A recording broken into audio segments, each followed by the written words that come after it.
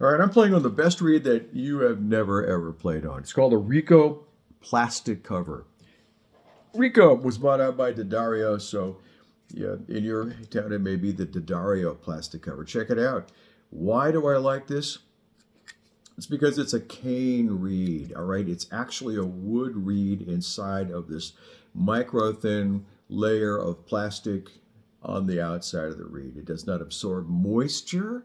It does not potato chip up if you leave it on the stand too long. And I never really got the hang of the synthetic reeds. I've tried every cane reed there is on the planet because as a teacher I need to know what they do. I have always come back to the plastic cover for my own work, okay? For years I played plastic cover on a tenor sax. I had an Autolink Super Tone Master 10-star tip. Yep, 10-star. And I used a number 4 plastic cover. Give me a great rock and roll sound. I'm using this reed in the jazz combo and jazz and blues. We play a lot of jazz and blues. And this reed gives me all of the flavor, the warm sound, bright. Gives me a little resistance, a little bit of pushback. I like that too. You might like it. And you just heard the tone of this reed is, if you didn't know, you'd think, well, it's a cane reed, right? And technically, like I said, it is a cane reed. The dark side is, pardon the pun, the dark side of the Rico Plasticcover is that, yeah, you get a bad box now and then.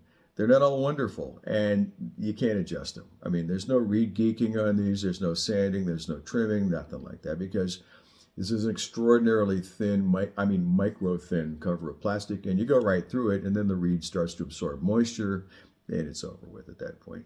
Plus, when you think about putting it on a black mouthpiece, you know, if you're on stage and you're in the dark and you're trying to find, and adjust this thing, you do it by touch. Anyway, Rico Plasticcover, Rico Daddario Plasticcover. I'm playing 2.5, so I'm about ready to graduate to a 3 on this Meyer 5 tip. And I think you ought to give them a try. James Carter uses them. Pete Christley, alto reed, the late alto reed from Bob Seger and the Silver Bullet. They all play these reeds and they sound wonderful. Check them out.